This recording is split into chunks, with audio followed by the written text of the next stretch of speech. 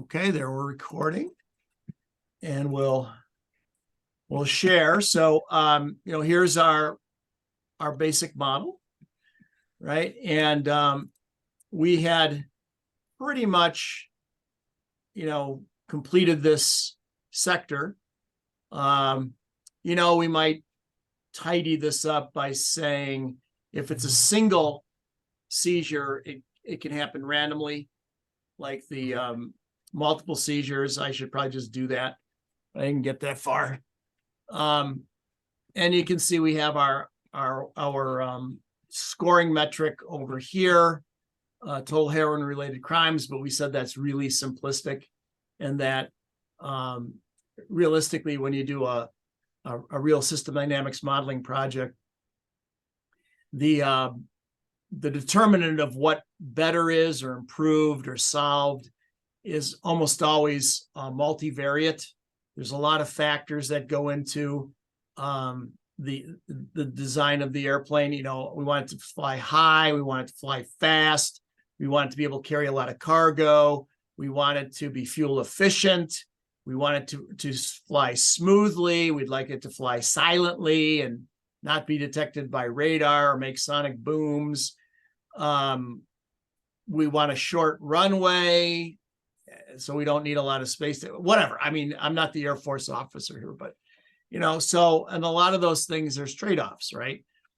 On net, if you want more of this, you might get less of that and what have you. So you have to kind of decide what better means, improved means, solved means. But in this case, since this is a first class, we just made it a very simple scoring metric, the total heroin related crimes. That was kind of the premise of the article, but in the more advanced classes, we start figuring out how to produce more sophisticated scoring mechanisms, because it's rarely just the red curve is bad and it's going up in the reference mode, and now it's going down in the with policy 5, and that's the best one. It goes because the red line goes down the furthest or something. Wouldn't that be nice? And sometimes with a simpler model, that's the case, but it often is a multivariate thing. But at any rate, so we there's caveats here to what we're doing.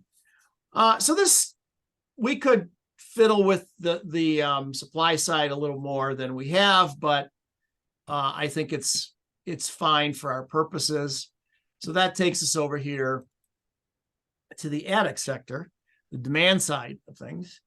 And the question is, well, what do we do here? Now, one of the things that I did early on was to talk about addict heroin inventory versus dealer heroin inventory, right? And one of the reasons for discussing that or pointing this out was, if you just say inventory, well, whose inventory, right? And this also leads us into questions of style. I've said here addict heroin inventory, and I really haven't been too terribly persnickety about naming my variables, but with a larger model, you really have to think ahead. So it might have been wise to say addict heroin inventory, addict heroin purchase rate, addict heroin use rate, and so forth. And then over here, I probably should have taken care to say, and I did here, dealer heroin inventory, dealer heroin acquisition rate, dealer. And the reason is, if you want to look at all of your equations alphabetically, then all of the inventories are going to be together, all the sales are going to be together, all the backlogs are going to be together, and whatever, right? If you have sort of different sectors with the same concepts. And if you start with addict, addict, addict, dealer, dealer, dealer, then when you look at your equations, they're all going to be, all the addict equations will be together, all the dealer equations will be together. Neither one is right or wrong, but it's your preference. And how do you, ease of finding things with bigger models. So you want to take care in naming your variables as well as naming your files. If you have multiple versions of a model that where each version represents the addition of a sector or a subsector to the previous version of the model, that's one way to do it. But your file names or other commentary in the file should tell you that, right? When you open it up, what version is this and what's going on in this version versus. So I'll say, what I'll do is I'll say, this sector and that sector, and then full model 1 will be the joining of this sector and that sector. Then there's a third sector, and full model 2 is full model 1 with this third sector added, and so forth. And that's how I keep. So I'll be up to full model 54, which is full model 53 with something done to it. And that'll be when you, when you open the model, over here, there'd be some commentary and the date that the model was done, my name, my email address, possibly my phone number. If I'm sharing the model, if somebody has a question, what's going on here, right? Who did this thing? It's me. I'm to blame. But, with these small toy models, it's not so much of an issue. But as for larger scale models, keeping track of everything is a challenge, and you want to sort of plan ahead. I mentioned I call them stubs, where I'll say this is by color somewhere that I might make that variable later, and I'm just reminding myself that I thought of that, or somebody mentioned that, or whatever, when it calls my attention later on, like, oh yeah, I could do something with that. Okay. So again, these are just style things that you want to bear in mind as you go along. And if you take any more system dynamics in the later courses that I teach, we dwell on that a little more concretely. It's hard to be picky about everything at the beginning here. I mean, we have 11 units to define. I haven't been overly cautious about defining the equations, but I should have probably taken a little more care to do that, to make sure everything's tight with the dimensions of the equations. I mean, we could still circle back and do that. And some of this is, in the interest of time, we skip, we get a little sloppy, not because we're unaware that we're being sloppy, but just there's only so much you can do in the time we have together. Okay, so coming back over here, when I look at this, I'm like, do I really need this here? I wanted to just show the concept of, well, there's two inventories, and we want to make sure we know which one we're talking about. I wanted to show how you can link, these sectors are linked. Well, how are they linked? Well, this sales, right, is over here, and that's the purchase rate. So the purchase rate is just equal to the sales, right? So I wanted to illustrate that. I'm not entirely sure this is necessary, okay? And so what I'm going to do for now is I'm just going to leave this be for now. And if there's still time and interest, we can flesh this out and make the model a tad more sophisticated. More to just show, I don't think it's necessary for capturing the dynamics of the reference mode. So, veteran modelers always say, what can I leave out? I think we could leave this out. But the purpose of this model is to illustrate the process, including how you would, link certain sectors together and what have you.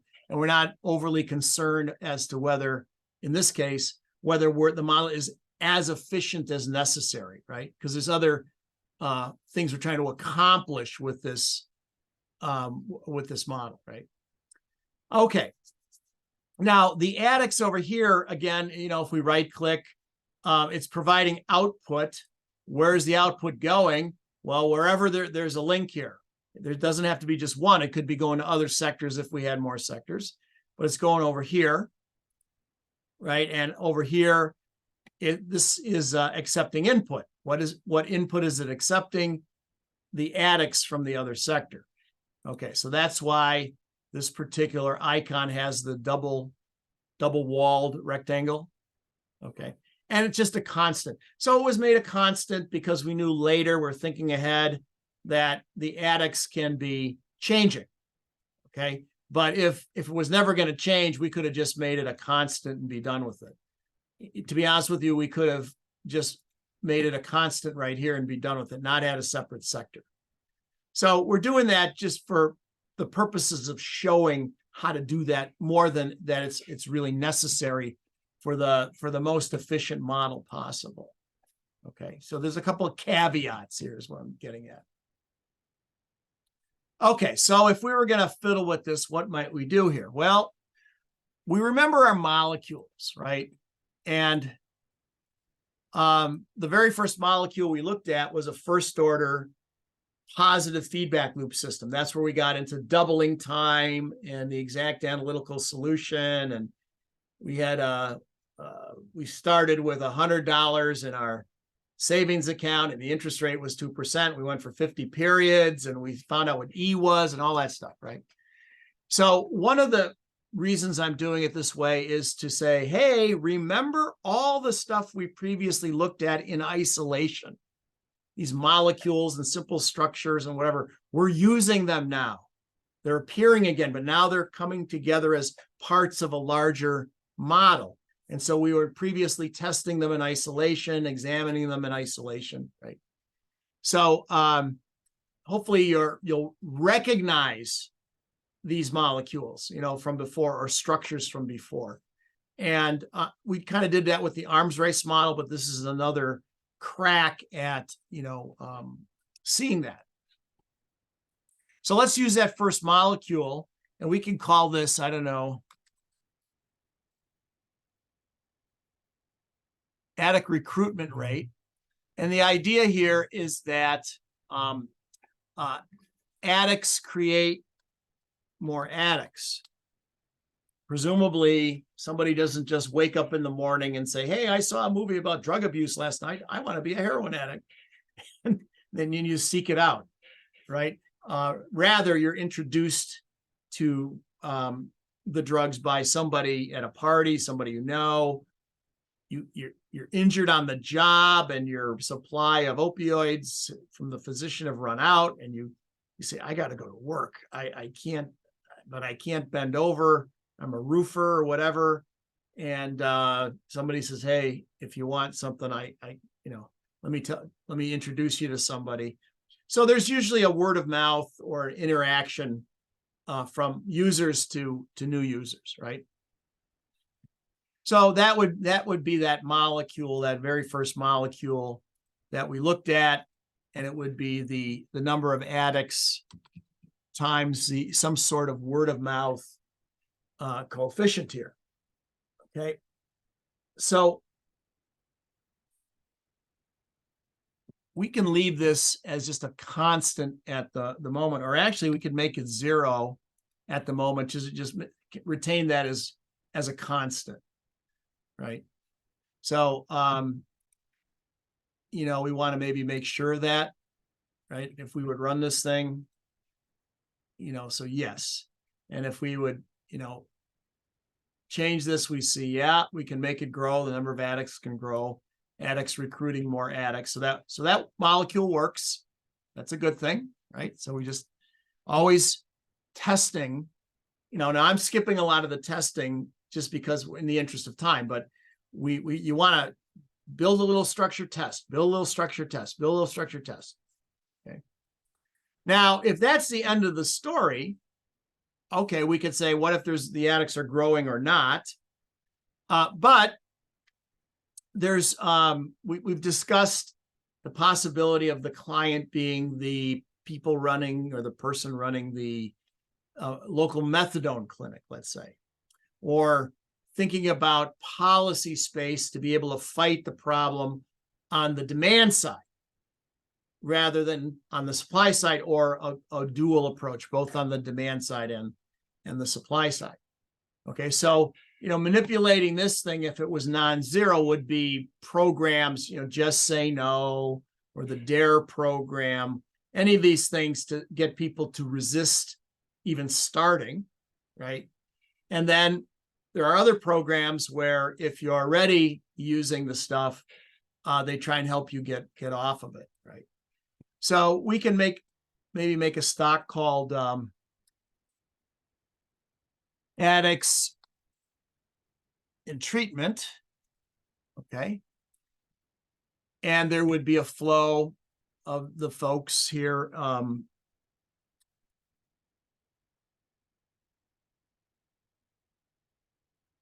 Of addicts going into treatment. Okay. And of course, as we know, unfortunately,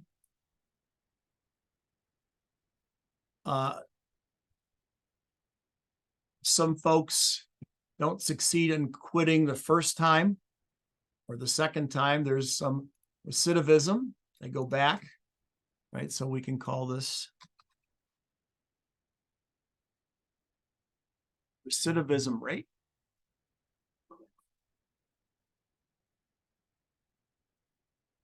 And of course, some people succeed in quitting, which is the good news. All right, so this is kind of a simple structure for the demand side. You could imagine a much more sophisticated representation of the stages people are in, denial and whatever. And so this is just terribly, terribly simple, but it gives us some policy space. What if we devote our resources to getting addicts into treatment rather than seizing heroin or what have you, right? Okay. This would be really relevant in the drug court, in the drug court profession. I used to work for the National Association of Drug Court Professionals, and that's precisely what their aim is to, like you said, work with the demand and supply side by using the opportunity where addicts are arrested and they're in front of a judge to leverage them into treatment.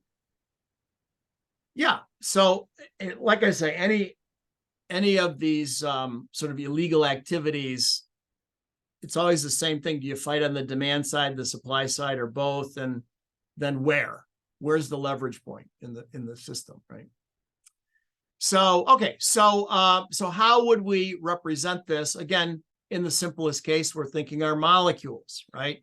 So remember our molecule number 2 was sort of the sister or the mirror image of molecule 1. This is where we had doubling time and all that. Well, this is where we'd had half-life, the ice cube melting on the on the hot asphalt driveway or something in the middle of the summer, or a drug dissipating out of a human or an animal, or the plant and equipment depreciating away, right? It's just by existing, you start going away, or radioactive decay or any of these things. So there might be some fraction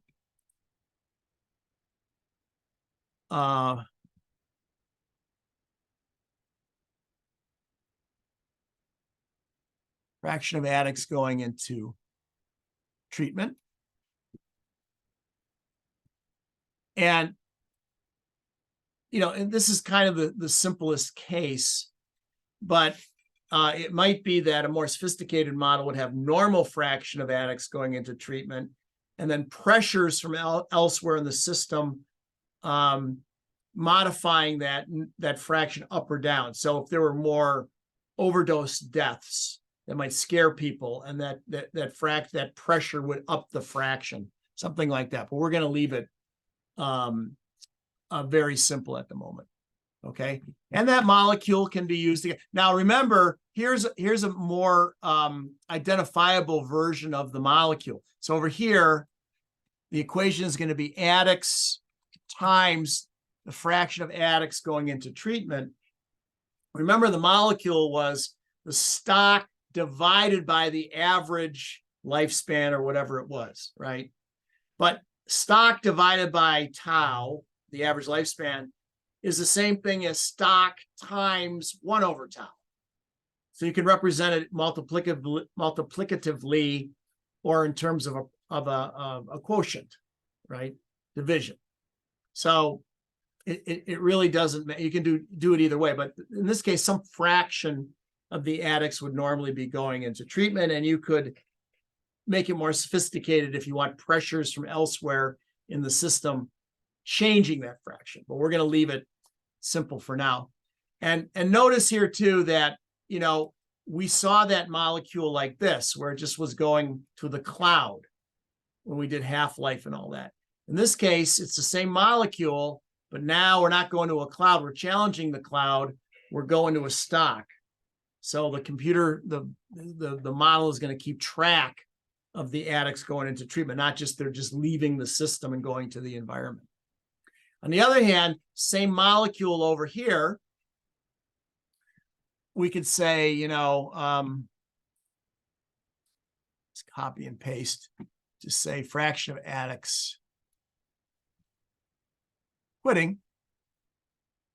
Now, in this case, it's going to be the same molecule, right? We're going to go in here. It's going to be addicts times the fraction, just like over here, it's addicts times the fraction, right? But now they're leaving the system. They're going to a cloud. So now if they're quitting, they're outside of this whole heroin thing. Yeah, Suzanne. Just a couple sort of geeky questions here. I was thinking about this the other night. Is this considered a second order system because there's two stocks in here? Like, I still kind of get confused when I start thinking too hard about what's an independent stock. Well, I would say it's a third order system if you want to just look at this sector. But I didn't. No, I wasn't looking at the whole sector. I was just looking at the top part. Okay, so if you're saying if this is the whole thing, just that part, would you consider that a second order system? Yes. Because they're two stocks, but they don't seem like they're independent. They seem like they're highly interdependent. Well, the stocks interact, but the question is, does the initial value of the one directly depend on the initial value of the other? Okay. That's what I was missing, is I kept thinking, how am I sure that it's about the initial value, not the way they interact with each other? In my opinion, that's the easiest way to think of it. Think about it. Okay. And then the other one is I get a little hung up when you talk about a coefficient and you use a little converter, and then you talk about a fraction. That scrambles my brains a little bit.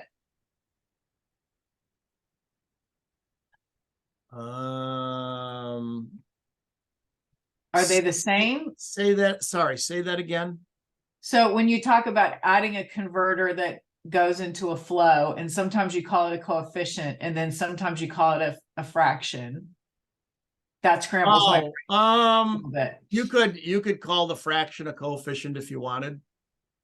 Okay, maybe I need they're kind of synonyms. The one is a little more descriptive maybe than the other. Okay. You know, coefficient is kind of like a generic term, and a fraction kind of is fractional, I guess. Okay. I'll try not to get too hung up on that stuff. I'll just Google it. All right, thanks. That's all I need to know. Yep. So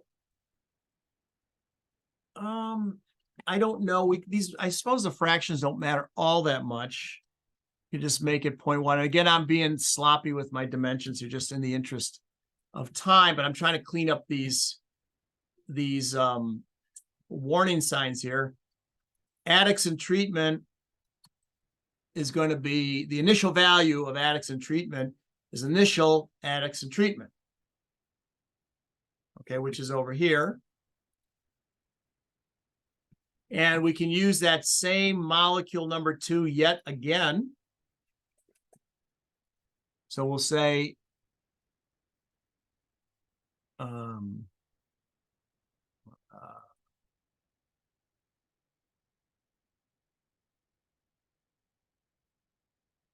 addict recidivism frac, or I guess we're saying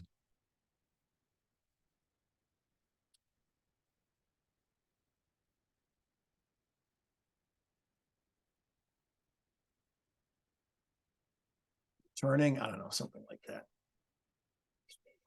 Again, just trying to keep, if you want to see, when you do an equation list, if you want to see all the fraction stuff, right?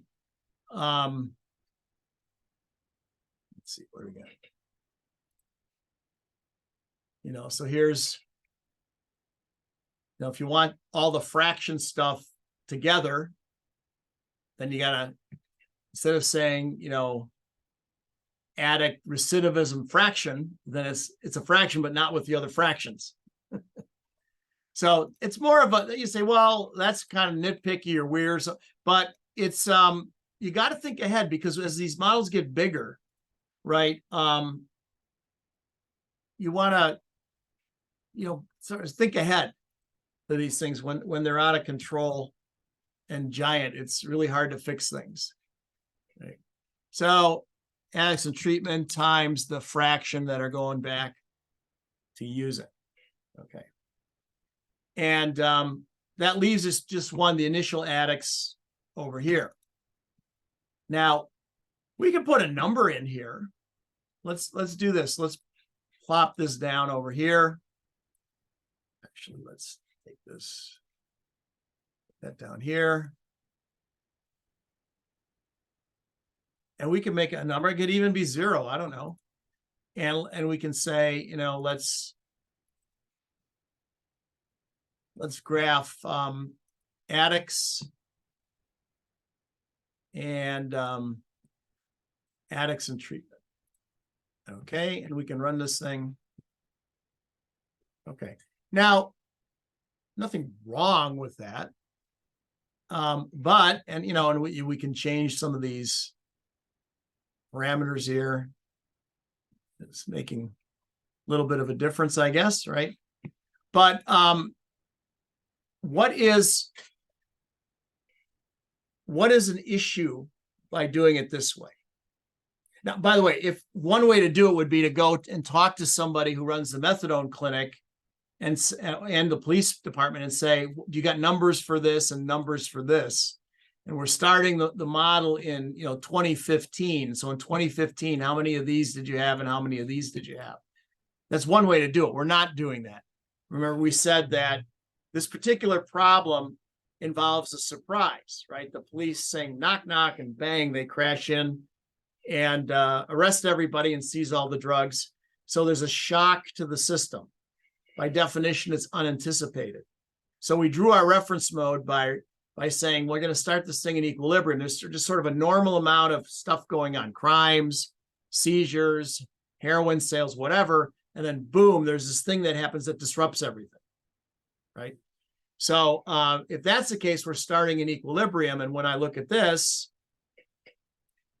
I don't see equilibrium, right? In equilibrium, everything's a horizontal line, right?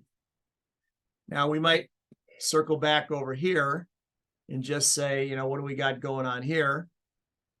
I'm not sure let's turn off the heroin seizures. And we still have the addicts changing, right? Even with no seizures. So this is making it difficult to figure out what's going on. So what do we have to do? What's the solution, do you suppose?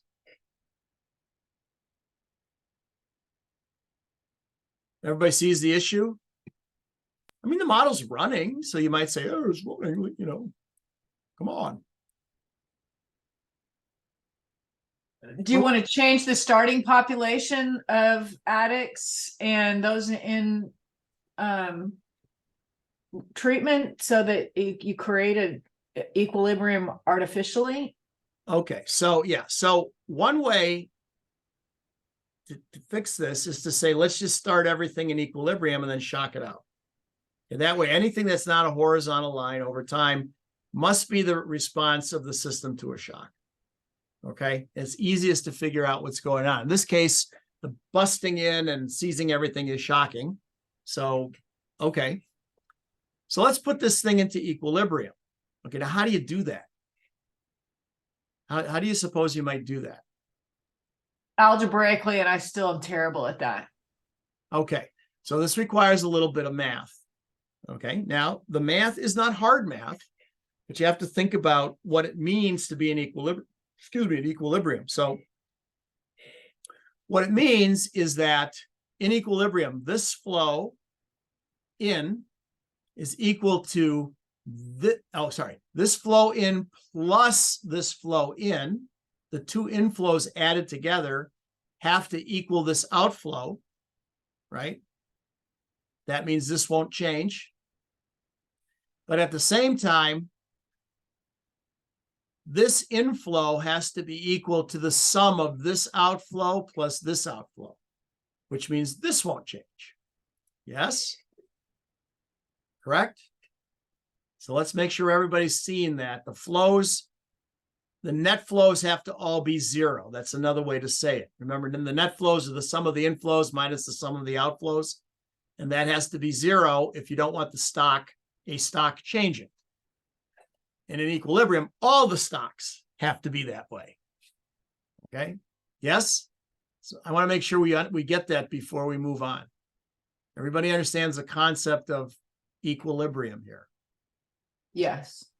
All the flows, the sum of all the inflows have to equal the sum of all the outflows for each stock simultaneously. Right? That way, the amount in each of the stocks will not be changing.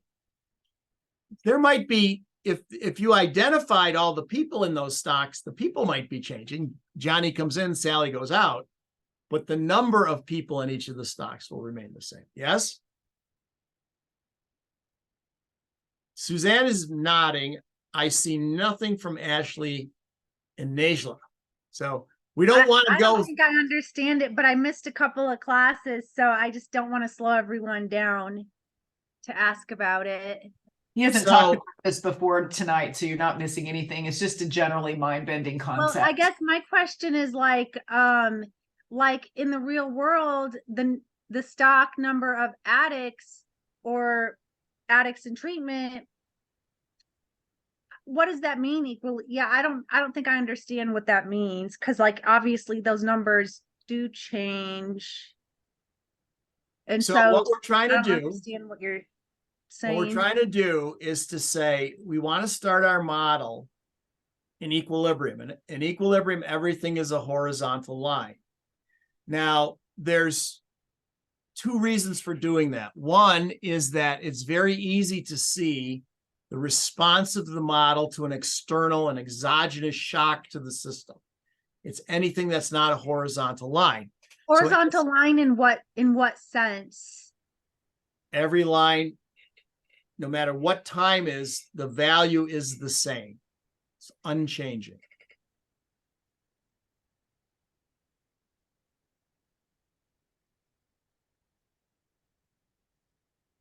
So these lines are not horizontal lines over here, right? Because the system's not in equilibrium. If the blue line and the red line were both horizontal, as well as every other variable here, I mean, the constants are going to be, if you were to graph them, they're not changing. They're constant. Right. We want the things that can change to be constant, right? So everything is a horizontal line, and then you shock the system, and then everything happens. But So why do you want the model to be that way if the real phenomena you're studying aren't that way? So there's two reasons. The first reason is it's easy to see the response of the system to the shock, because anything that's not a horizontal line must be the response of the system. So it's easy to see. Number two, you're right. It doesn't look like the data when everything's a horizontal line, right? If we had real data, time series data, it would be doing whatever, and the base run might instead be fit to the data. And then you shock it and and it's whatever that looks like after the shock, and it's not like the data then. So that's another way to do it. We don't have data here, but the other reason was, I said, you might not have been here that day, that it really, why start a model this way? It's good to start pieces of a model that you're testing in isolation this way. The stocks, okay. Because the stocks are the object of study, so those are the ones that you're putting into equilibrium. Yes. They represent the state of the system at any time. Because what my overall question is, why are you focusing on those particular stocks when the object of this whole thing is supposed to be the number of crimes, not the number of addicts? Well, we're trying to get the model into equilibrium and then shock it out. And after the shock, it should look like the reference mode. And then the crime rate will be changing and what have you. Right. But I mean, isn't the whole point of putting it in equilibrium also, Mike, just to test the structure of your? Well, I'm saying as you're building the model, we absolutely put it into equilibrium, each piece, and shock it out with a step, a pulse, a sinusoid, a ramp, noise, just to make sure. And there was an exercise that we went through where you were asked to do all that stuff, right? In order to identify any flaws in the formulation, if it does something silly. Because later on, when it's embedded in a giant complex model, the giant complex model is going to pass whatever information or whatever to that little piece of structure. And it might do something weird if you haven't hammered on it with all these test inputs to make sure it doesn't do something silly. And it's hard to find that later on when you it's hard to find later. But it's different if we're talking the whole model. Now the model is built, and the whole model is going to be started in equilibrium and shocked out, as opposed to the testing pieces. And I said the reason in this particular case it makes sense to do that is because the very nature of the problem is a surprise. The cops are shocked the dealers. They go crashing in, right? Knock, knock, boom. And they come in and hands up, law enforcement, and they seize everything, right? So the whole sequence of events starts with a shock to the system that knocks everybody out of their normal behavior. So in that case, and then you see the reference mode on. So in that, given the nature of this problem, I said it makes sense, I think, to start in equilibrium. Now, Jim Thompson, a very good system dynamics modeler, he specialized in healthcare modeling. Sadly, he passed this past year. He was helping to co-supervise student projects from his hospital bed, hooked up to tubes and stuff, and he was still zooming in because he was so dedicated to the students and to system dynamics, and he was a really good modeler. But as a little question in divergence, are there any way that WPI has access to those videos of the gyms squared sharing all the examples of system dynamics? Yes, the old, they're like 20 some years old. Yes, they're hilarious. They're super funny with Jim Thompson in there. Well, there's Jim Hines. Yeah, but Linus. Was it Thompson? Huh? Lions. Okay. Linus. There's Hines. Linus, that's right. But this is Jim Thompson. Okay, I'm sorry. My bad. Yeah. So Jim Thompson was a very, very good modeler, and he would always say that he would build all of his models, even giant healthcare models. And he would have you could run them both ways, start in an equilibrium and knocking the whole model out. And he said that was modeling for policy analysis. And then he would fit his models to the data. And then he said that was modeling for forecasting. So he would always initialize his models two different ways. And you could flip a switch and say, well, which one do I want to look at? So it just depends. There's no theorem that says it has to be done this way or that way.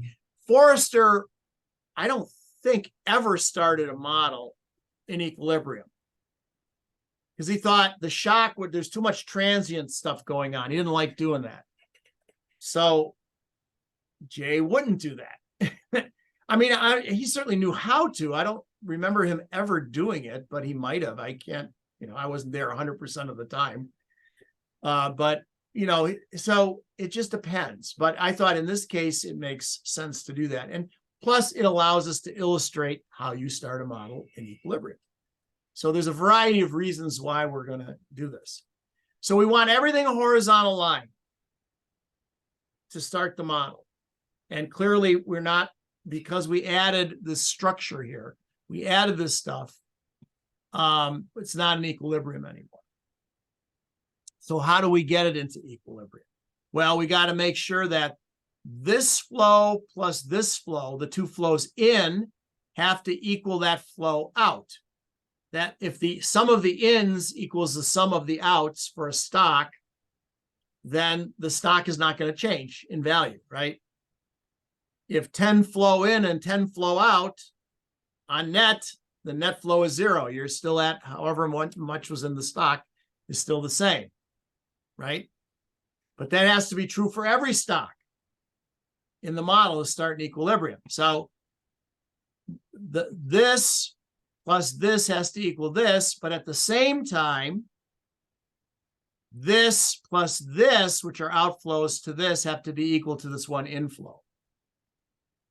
So it seems like it's kind of crazy, right? And like how in the heck can you possibly do this? Yes?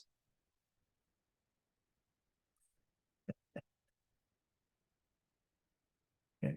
Can I get an amen? Amen. All right. I think, okay. yeah, it makes a lot more sense to me now that you wanted an equilibrium, especially if you're wanting to identify causal mechanisms. Okay. So what's a good way to do this? Again, these are things I do. I'm not saying they're right or wrong, good or bad. It's just what I do. So I just took a picture of the screen and I'm going to call up some software here. And I'm going to paste the screenshot in there and then I'm going to crop it.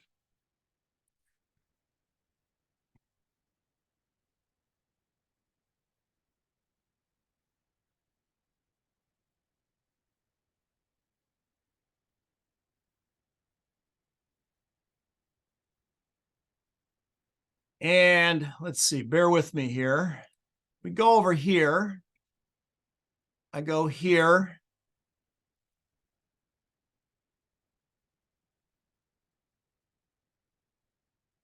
Browse, link, upload, Google Drive, Google Photos, link.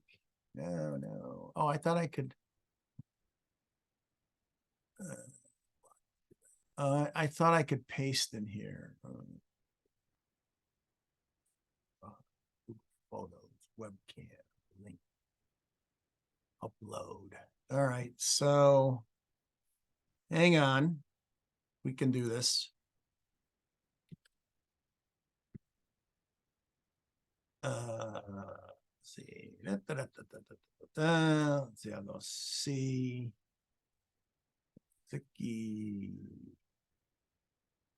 Teaching 550. Course materials. Call this. I'm hoping this. I didn't practice this ahead of time. Let's see if this works. Screenshot. Okay, browse. Christmas card stuff. Want to go to teaching. Where is it? 550. What I say? Did I say course materials? I don't remember what I said. Course materials. Screenshot. Okay. Make this bigger. Okay. So what I like to do, hopefully I can do this, is do something like call this F1. Oop.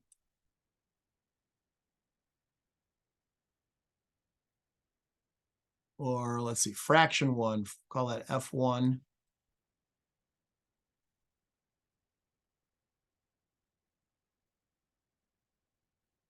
Okay. Never did this before using this, I guess this is a Jamboard F2. Actually, let me put them to the side here so we can see. In other words, you got to keep track of everything, but writing out all these names are transparent. It helps us understand what's going on. But then when you're doing algebra, to try and write all these names all the time or remember them is crazy. Call this F3.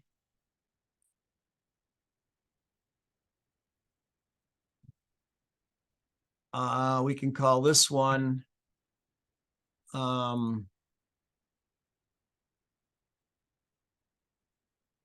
don't know, A1. Yep.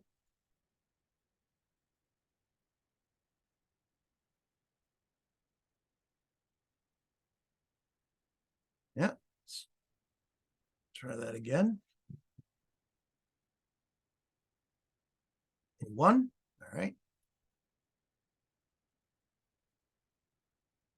And then we'll call Addix A.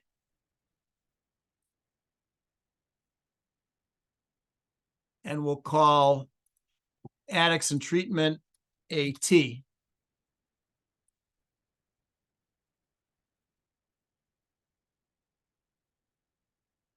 Okay. We'll call the addict recruitment rate ARR.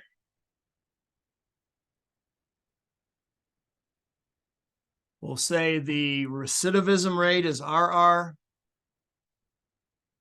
Isn't this exciting? Here's silence. Addicts going into treatment.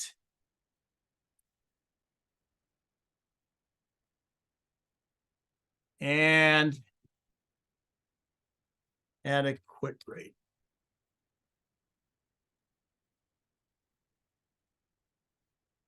Okay.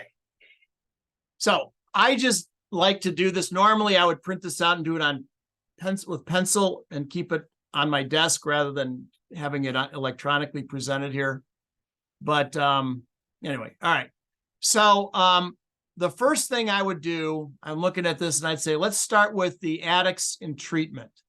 I want to get initial values such that this thing will, no matter what these parameters are here, these fractions and whatever, the thing always starts in equilibrium. Okay. So if we're going to start with the initial addicts in treatment, this thing right here, the initial value of this guy, I want AGT, addicts going into treatment, right, has to be equal to recidivism rate and addict quit rate, right? It has to be equal to the sum of the two outflows. Yes?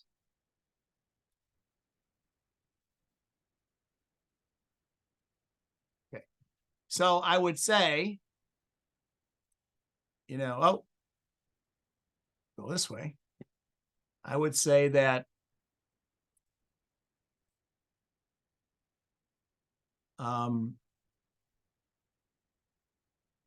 addicts going into treatment has to be equal to,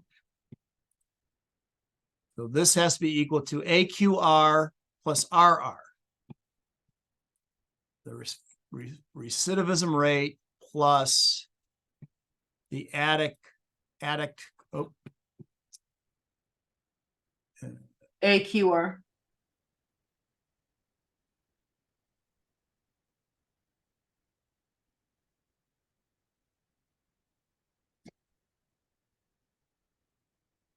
Addict quit rate. Okay.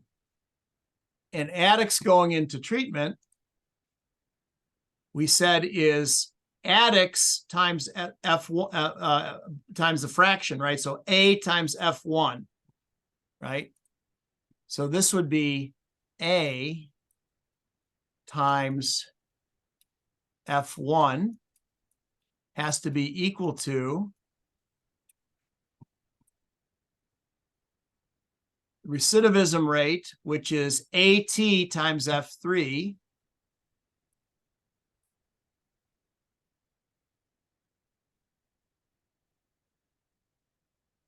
see, it's a lot easier than writing out all those names, right? Plus the adequate rate is AT times F2.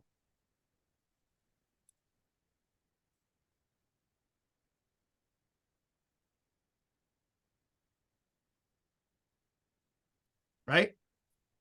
So far, so good? All right. Remember, we're solving for, we want to know the initial value of AT. So we want to solve for AT. So this is equal to, this, that's just goes down here. It's the same. We're going to pull AT out of here. So AT times F3 plus F2 is equal to that. So AT is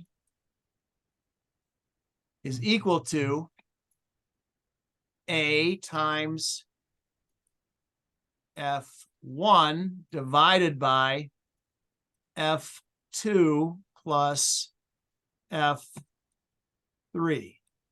right? I just divided both sides by F2 plus F3. So that's the initial value of AT. Right? A times F1 divided by F2 plus F3. So initial value here, we're going to need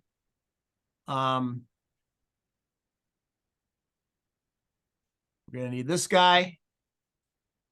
We're going to need this guy. We're going to need this guy.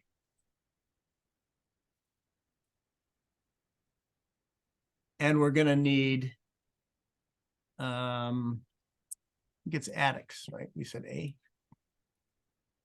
So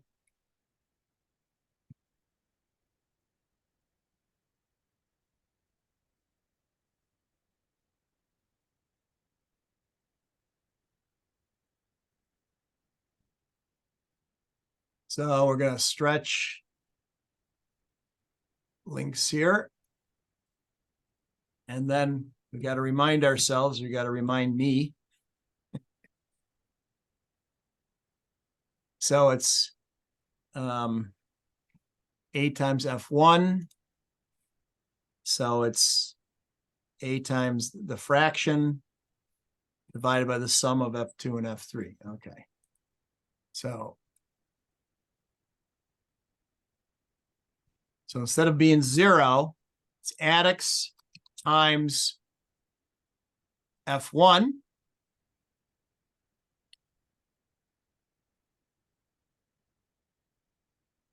divided by the sum of F2 plus F3. Yep. Correct? Yes? Right. Okay, so that is now in here. That's the initial value there. Okay, now let's see what we can just see what happens now. Okay, something different happens, but all right. Didn't expect us to be fully in equilibrium. Okay, now we got to have this plus this, those are the two inflows, has to equal the outflow, while at the same time, this other thing has to hold true. Okay, so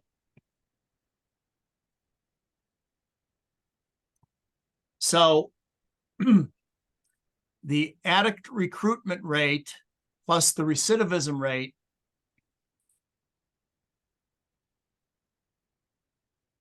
so the addict recruitment rate plus the recidivism rate has to equal, so this plus this has to be equal AGT. Addicts going into treatment. Right? So the ARR is A times A1. So it's A times A1 plus the recidivism rate, which we said was AT times, see, recidivism rate AT times F3.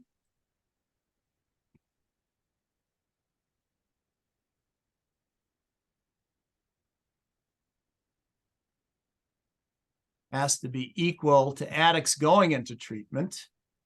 So that's addicts times F1.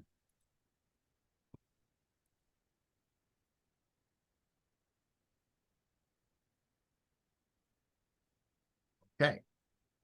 Following along so far. All right. So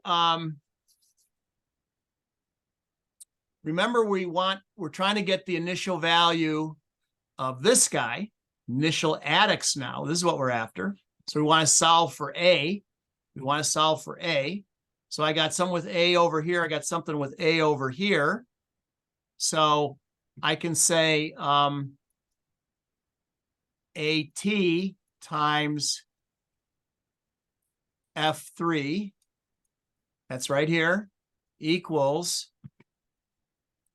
A times F1 minus A times A1, right? I subtracted this from both sides. And that would be the same. Equals F1 minus A1 times A. I just pulled A out of there because I want to solve for A. I want capital A equals a bunch of stuff. Right? But wait a minute, here's where it gets a little tricky.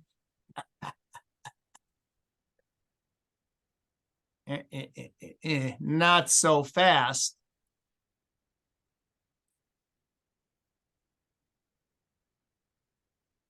What is AT?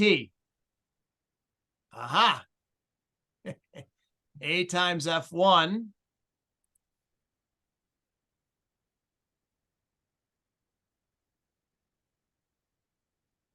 over F2 plus F3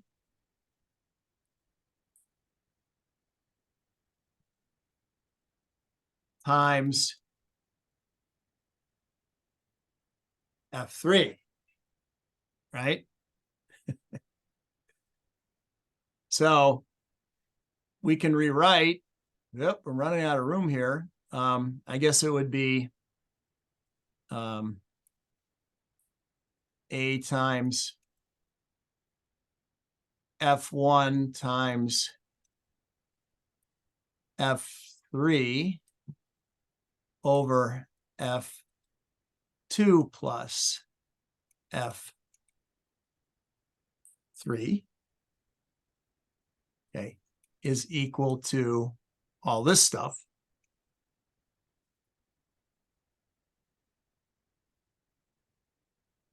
Now, before I make my next move, what does anybody see what's kind of interesting here? What might we do to clean house? I have a bigger piece of paper. Okay. Remember, this stuff right here is down here. My arrow. Remember, you got to do the same thing to both sides of an equal sign. So this will happen from time to time. This is an interesting situation here. remember I said we're solving for A. We want to know what You this could what divide this by is. A, right? Sorry, go ahead, Ashley. You could divide by A from both sides. Ah, yes. Very good. So if I do the same thing to both sides, I get rid of A. So even though we're solving for A can be any number we want now, and we really are going to solve for one of the parameters.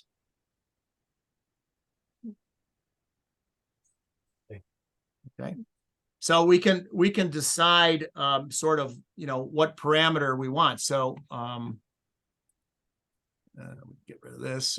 I'll just rewrite it down here. So it's going to be, so we're going to get rid of the A's, the capital A's.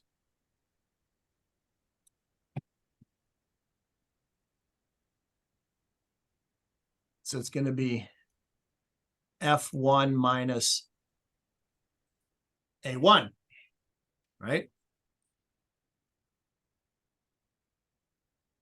And this is multiplied here, I think. Yes, that's multiplied. Okay. So let's see how best to do this. If we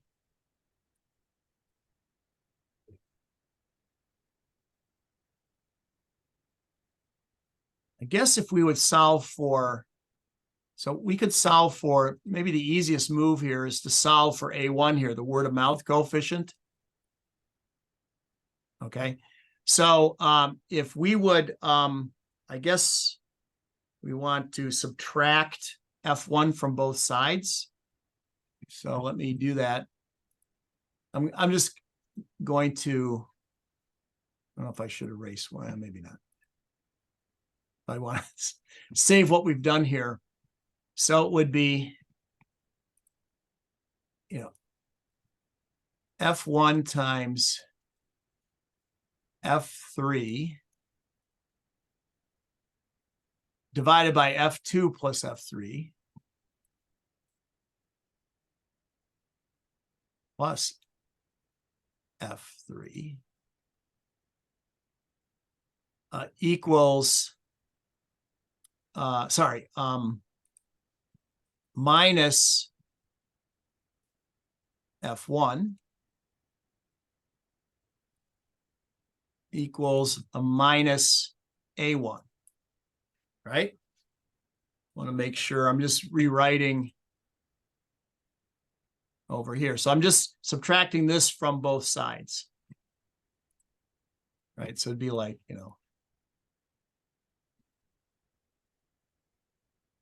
so if we multiply everything through by 1, we would have A1, which is our word of mouth coefficient. So that's what we're now solving for, is equal to a minus F1 times F3. Yep. That's a crappy 3 over F2 plus F3 plus F1. Do I got that right?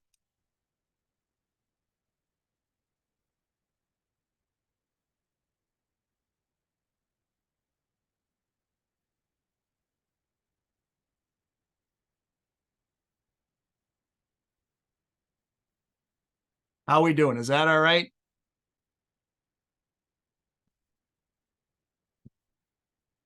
So this is A1, right? So that would be, we need what do we need here? We need F1, 2, and 3.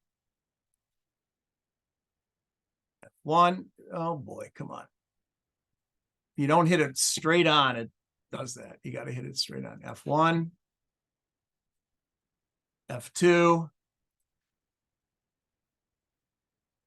F3.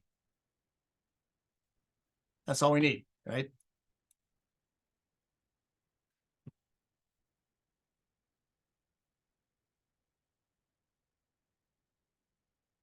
So just to refresh our memories, we need F1, F2, and F3, right? And those are F1 F2 and F3, right?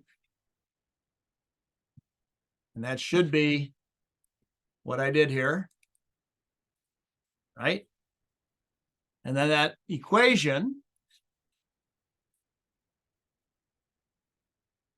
is, let's see, a minus,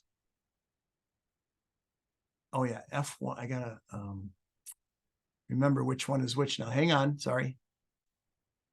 F1 and F3 are, I'm just looking over here off to the side, F1 and F3, okay. A minus F1, it's minus F1, minus F1 times F3, okay. Better put parentheses around everything, just to be safe, divided by F2 plus F3.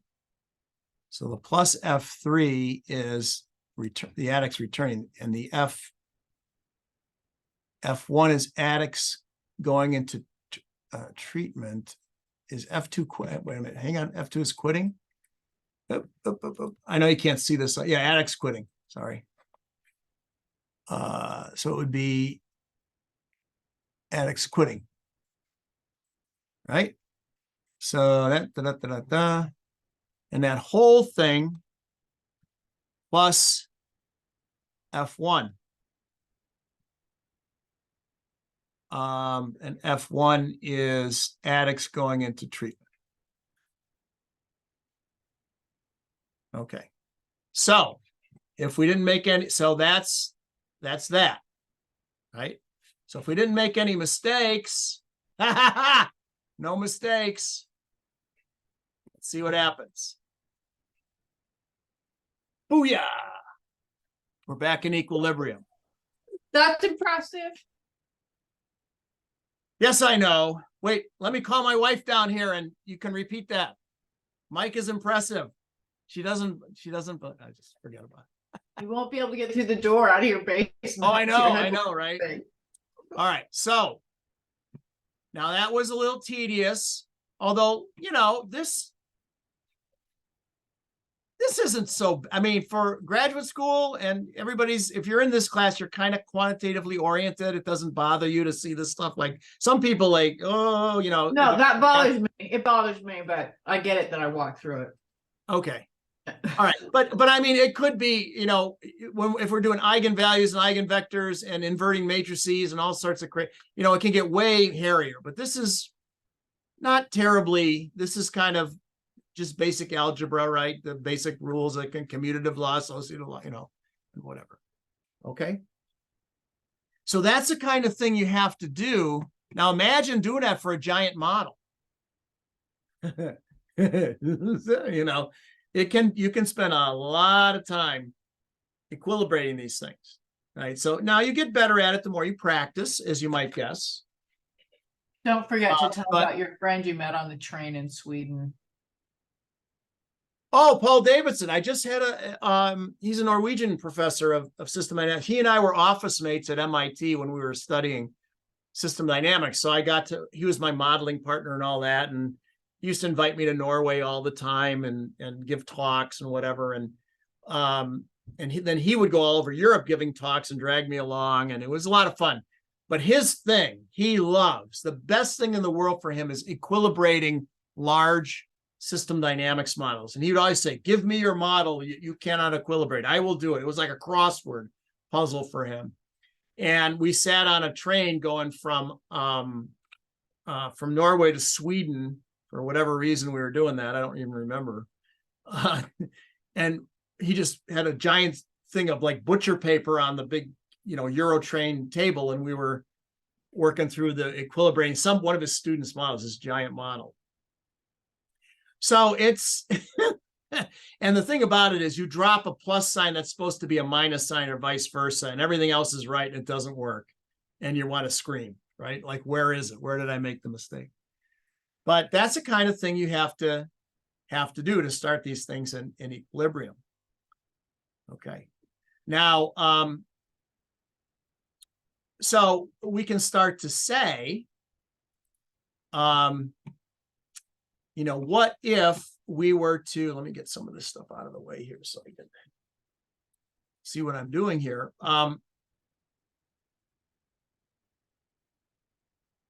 What if there's a shock to the system and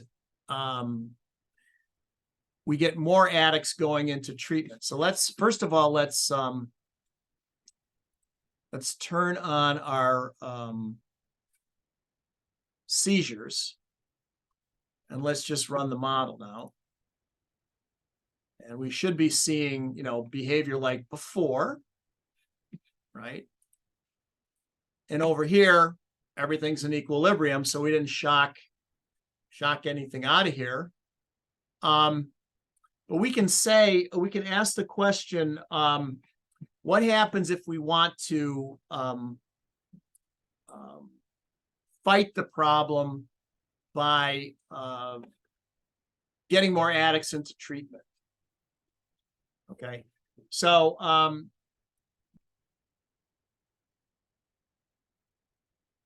let's put in a switch here.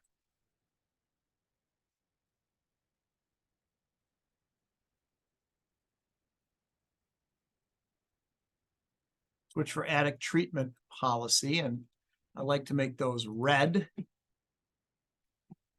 I can see them.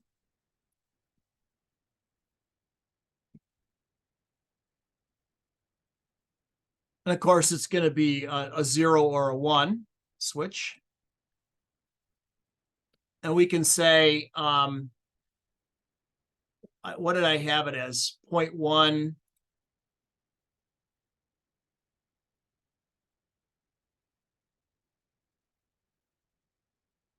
Okay. So we can see if we can make things better here. Let's see. So here's our scoring metric.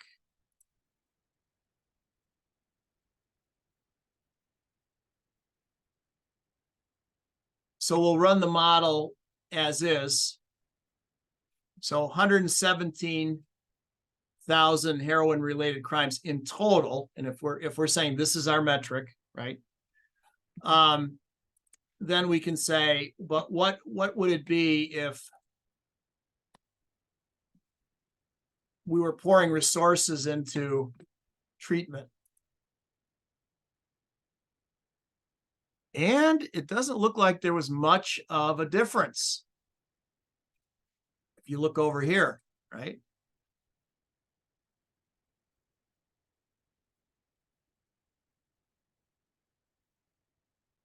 Now you say, well, that wasn't much of a, what if we said, let's make it aggressive, 25%.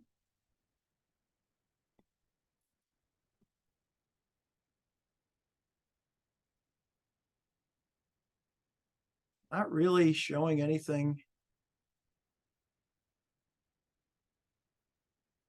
Oh, I think it's because why? Again, we're doing this in real time. What's the problem? Why isn't it showing anything different over here?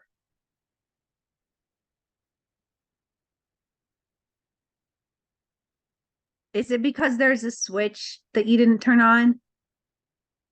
So, well, so it's just starting at a different equilibrium. It really doesn't matter. Okay.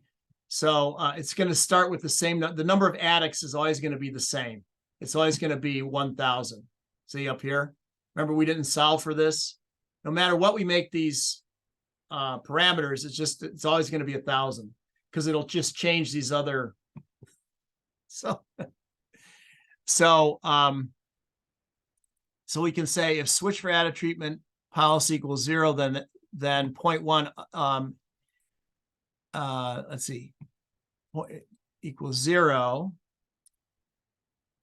and time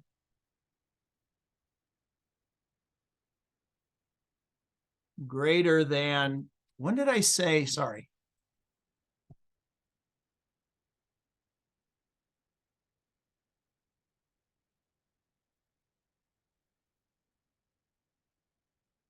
the 2. And time greater than month 2, because 2 is when the switch happens. And let's let it be 4. So let's let some crime unfold.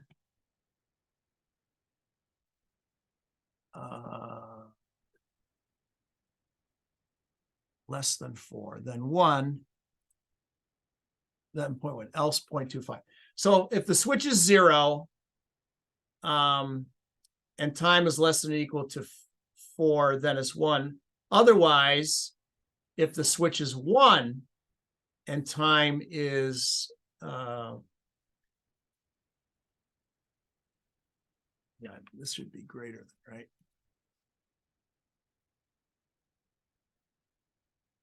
That is 0.1.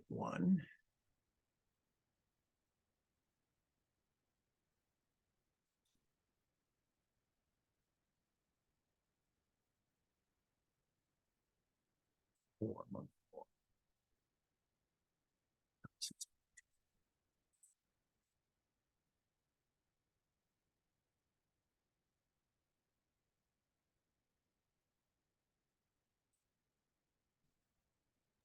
So the policy change could be that they started a drug court. Yeah, right, exactly. Yeah, so just bear with me. So if the switch is, if it's 0, then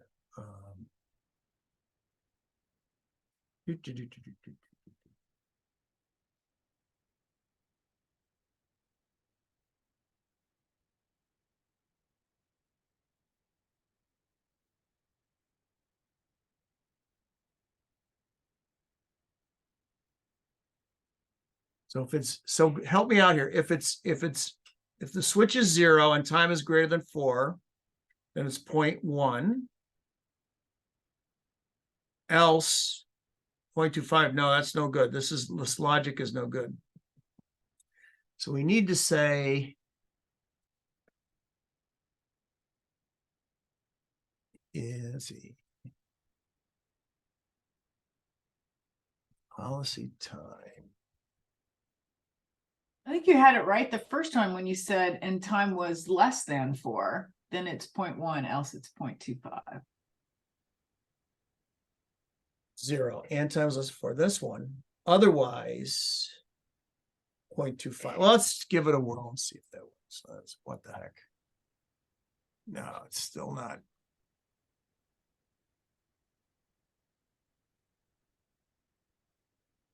So if switch is 1.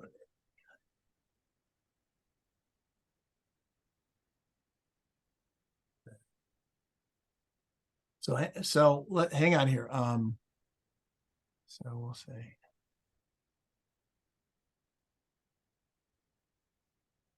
I think I need a step in here.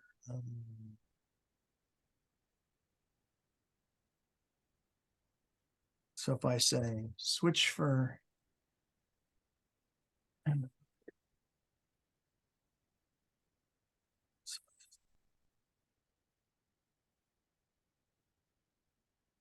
So we're going to step it up by 0.1 in month 4. Okay, and we'll say,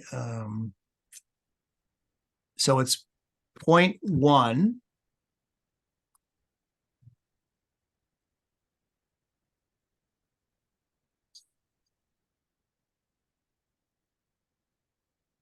So if I said 1 minus the switch,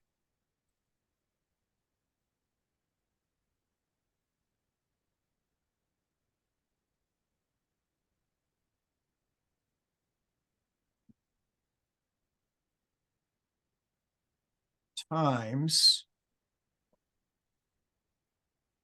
0.1. So that's, if it's 0, it's 0.1 plus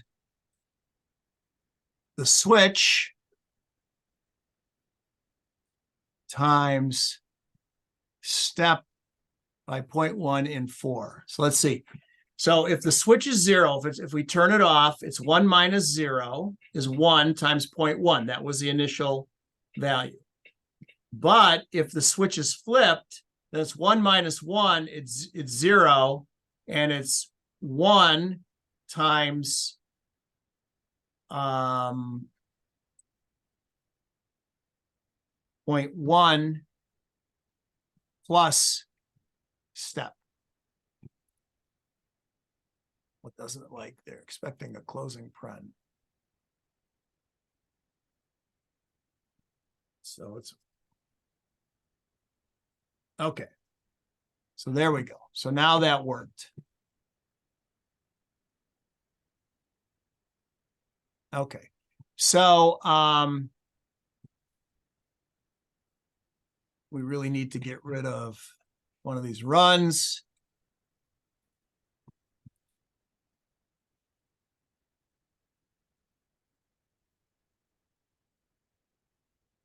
So did it work? Yes. So we had 5,000 less crimes in the end, from 117 to 112. See down here? Sorry about that. I'm doing this in real time, so sometimes. So that's the correct logic here, right? And that was a result of our intervention of our drug court or methadone clinic or whatever. Right. So in month 4, we took an additional 10% off the street and got them. They're not using, so they're not committing crimes in response to the rise to the seizures. Okay, and you could say, we can make it more aggressive. Oh, sorry, 1, and we'll add 0.2. So that'll be much more aggressive.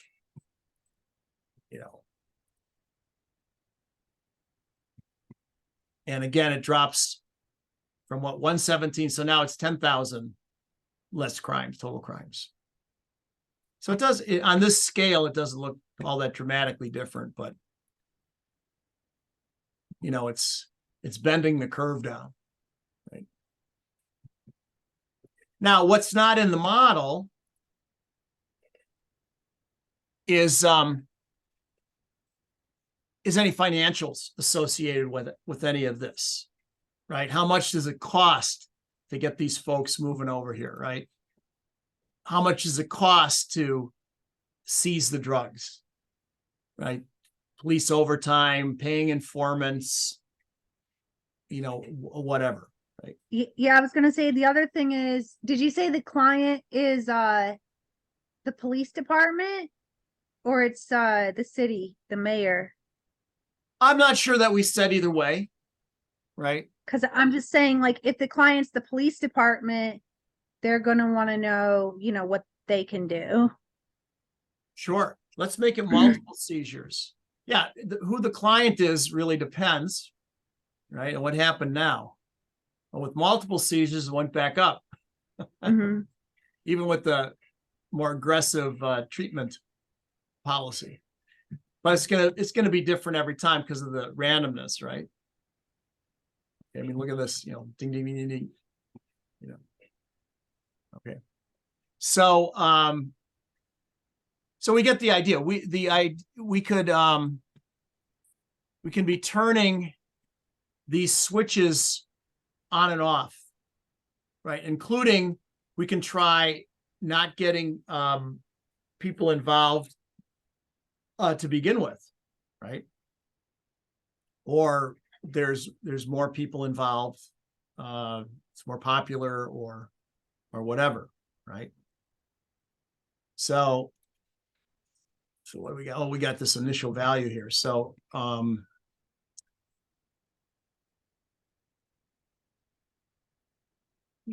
so we could say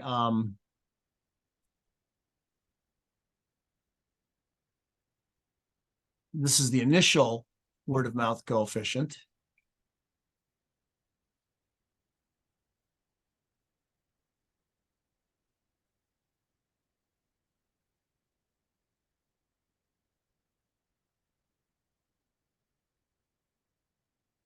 Excuse me.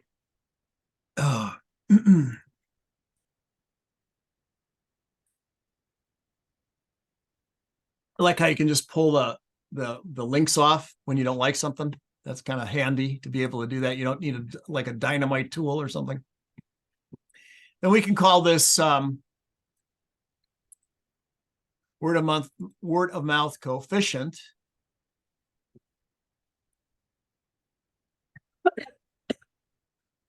So this is going to be now word of mouth coefficient there. And then over here, we said we had the logic in here.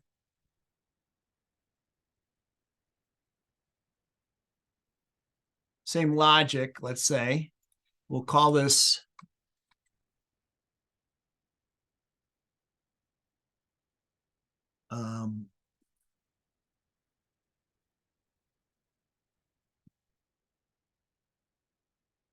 or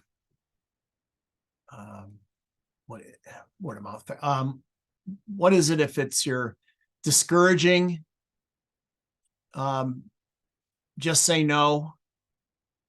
We'll call it word of mouth effect. There's probably a better way to name it. So we want to switch for the word of mouth effect. Drug use deterrent effect. We should call it the Nancy Reagan. Yeah, Nancy, the Right. Nancy effect. I love that. Yeah. McGruff, the crime dog Right. effect. Yeah, McGruff. I forgot McGruff. Right.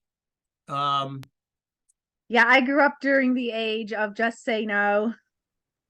See, we're really aging ourselves there, Mike. We got to have the younger generation keeping us lined out. That's so Yeah, funny. I know. McGruff, Nancy and McGruff factor. So let's subtract. Okay, so that'll kick in. And let's turn this one on. You want to make sure you turn your switches on and off, right? So let's see what happens now.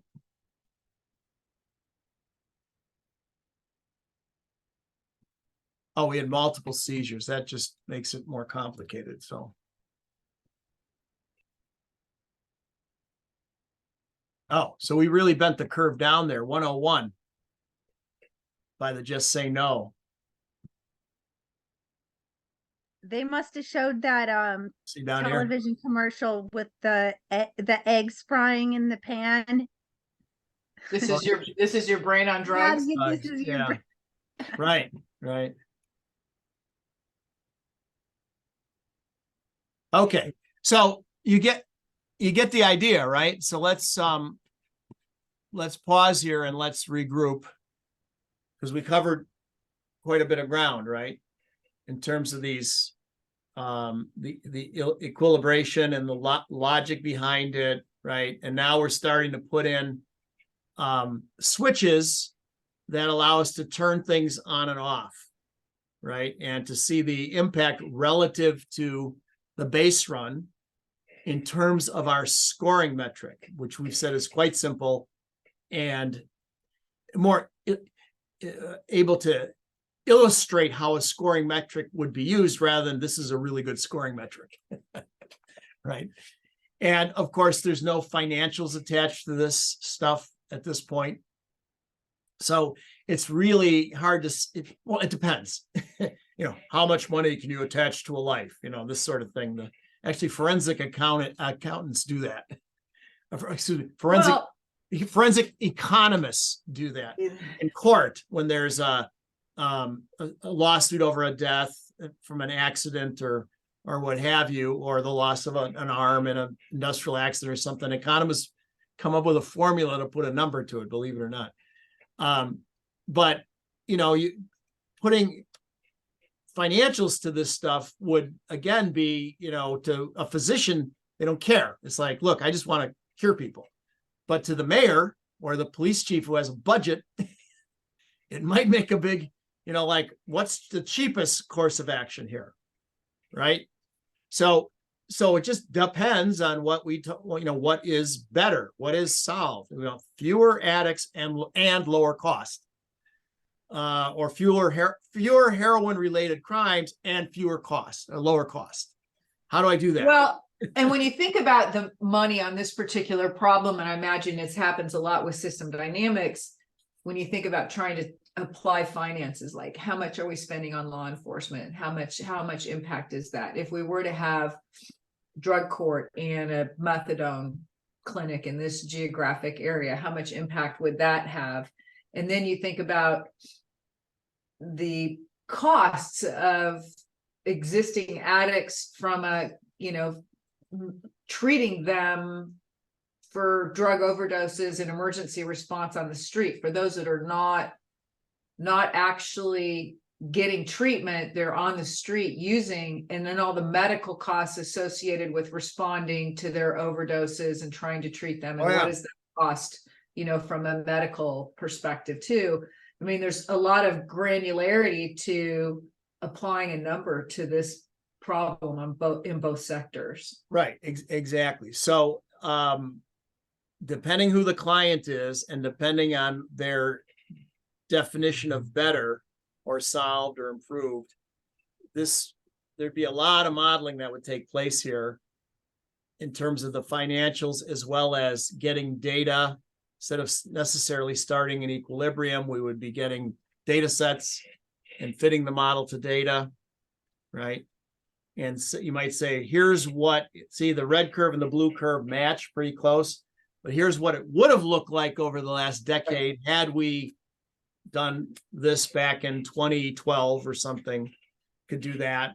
You could forecast forward if you wanted. That's a little more, that's a little more dicey to me. It's a little more dicey because, who could have predicted ChatGPT or the blockchain or, some of these things that suddenly appear? It's like, who knows, 5 years from now, somebody's going to invent a pill and you just take it and it does something to the receptors in your brain and you're no longer addicted to this stuff or something. Who knows? So it's kind of dicey going forward, but going back, what would have happened over the last decade or something is certainly doable. What would have it looked like? That's more, I think, more digestible, right? There are some people that say system dynamics is really not a forecasting tool. Would you agree or disagree? Oh yeah, because we get into redesigning the airplane here. So just changing the parameters is a very simple way to simulate a policy. But if we had a methadone clinic sector here, there would be sober houses, halfway houses, treatment facilities. There'd be limiting factors like the number of beds and the number of staff. It'd be a very detailed sector, including all the financials and what have you. And there would be just a lot going if we were really doing this, like doing a comprehensive, full-blown study. And then we would be looking at how do we redesign the allocation function for police officers, or where do you squeeze in the heroin addict sector? What is it better to put more effort into sober houses or halfway houses or initial treatment facilities or the DARE program, McGruff or whatever, just say no, any of that stuff. And what would you do? Do you add a negative loop somehow? And what does that mean? So on and so forth. There would be quite a lot going on other than these very simplistic parameter flips. Although it does give some suggestion as to where leverage points might be. We haven't done very much here because we're building it and sort of struggling to make sure we understand, the real time, the sausage making here, where, sometimes you just in real time here, I'm looking at the thing and I'm going, this isn't right. But with the camera not on, I probably would have maybe got to the answer a little quicker than I did with the step. But, this is how. That's how it works. This is how it goes. Sometimes they're end of day versus fresh in the morning. You think of stuff quicker than you. All right. So we could do more of this stuff that we're doing right now. It's already 8:12. We could press on with the model here. We could also talk about, all right, if we were going to utilize this over here, how would we, if you wanted a heroin inventory for the addicts, it's going to change things a bit, right? Because they're going to have a desired inventory, just like these guys have a desired inventory. And there's going to be some coverage for the attic sector, and they're going to place their orders. So over here, it's not just going to be this times this. The attics times their monthly requirement. Over here, if we did that, that's going to be over here. The attics, this times their monthly requirement is going to be how they use it, right? So, you know, this right here is not necessarily going to be the sales rate. It's going to be this times this is going to be how they're using it. Then based on the inventory calculations, they're going to be ordering it. And the orders are going to come over to here. So this will be based on desired attic heroin inventory minus actual attic heroin inventory over tau, plus on average, they're consuming so much and whatever. And so it's going to be a more sophisticated. And then it could even be more sophisticated. Maybe these guys have a backlog of orders and they tell their underlings, here's the people, the clients you go see today. And you know, you have a list, a black book of, you know, and they've placed their orders, you know, so it can be ever more sophisticated, right? I don't think in this case it's all that helpful, but it might make some sense to sort of flesh that out so you can see how the things interact. But in terms of the reference mode, I don't think it really matters, which is the thing that supposedly motivates the study. Now, the other thing we could do, and we'll probably not do it tonight, but if we want to meet one more time, would be to say, how do we turn this thing into a game? How would we turn it into a game? So what is your pleasure? What is your preference for proceeding? Let's say we'll chit chat a few minutes here and then we'll call it an evening because we're approaching 2 hours here. But if we were to meet next week for our final thing, what would you want to do? Would you want to do more nuts and bolts or look at turning it into a game or look at another model? I would be interested in learning how to turn it into a game and what that process looks like. Okay. Yeah, I also would prefer to see what it would look like to gamify it, turn it into a game. Okay. Okay. I'm good with that. So yeah, all right. So that's, and again, it's not going to be the world's greatest game, but you'll get an idea of how the process works. The whole gaming thing is a whole nother can of worms to do that well, right? And you got single player games, multiplayer games, games where the computer unfolds and stops, and then you make a decision, then it unfolds and stops, make a decision versus make a decision and the whole thing unfolds, make another decision, the whole thing unfolds. You know, there's all sorts of twists and turns on gaming and what information you give the player. What are you getting, trying to get them to discover? All of that goes into, and then you can collect data on people's decisions and then examine their decision processes. What were they trying to uncover their thought processes, you know, and do that kind of stuff.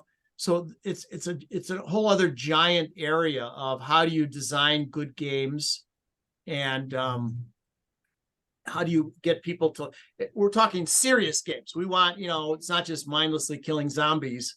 You know, it's the idea is to learn from the games, right? They should be fun and engaging, but you're also gaining insights. And, you know, some of it is tricky. Like, you know, you don't want somebody to play until they understand what they're doing, because otherwise they're just mindlessly pressing buttons. And if you're recording their decisions, you get faulty data, right? So how do you know that they know what they're doing? And that whatever happens is the result of their decisions rather than they're just fiddling around trying to figure out what's going on. And well, you got to kind of test them to make sure they you know, that there was some briefing that was done. It could be a facilitator briefing or an online thing where they're watching a videotape, whatever, where the game is explained, so they understand what they're supposed to be doing and what switches do what and what have you, and then let them play, because otherwise they'll blame a bad score on, I didn't understand what I was supposed to do, which may or may not be legitimate. It might actually be legitimate, right? Well, how do you know if they've watched the video or listened to the facilitation session or read something and are ready to go? You got to test them. Well, a game is supposed to be fun. Nobody wants to take a test when they're supposed to be having fun. It's like being in school. So gaming people say, we test them all the time, players all the time. They don't know they're being tested. So you're trying to accumulate, 5 silver wands before you go up the secret staircase to level 2 of zombie killing. But they're really giving you a test. They're not going to let you go up to the advanced level until you show you can do whatever the heck it is on the basic level. But they're not giving you a multiple choice test or something before you're allowed to do it. They say the gaming You guys have to heal so many addicts at the methadone clinic before you get access to the whole model, right? Right. Well, or whatever. Exactly right. So there's where the creativity comes in, storylines, all that sort of stuff that engage people. Because unless they're engaged, they're not going to try. If not, How many times did you make McGruff bark? You have to have him bark so many times before you can go to the next level. And then you make Nancy say, just say no. Yeah, the little avatar and all that. And you can bring in the game, you can bring in video clips and all sorts of, you can do very clever stuff. But, it's not, you don't want to just mindlessly put in gee whiz stuff that doesn't really do anything. Other than, oh, that was kind of neat. There's an avatar of Nancy Reagan saying something. Well, cool. And then half the players don't know who Nancy Reagan was either. So,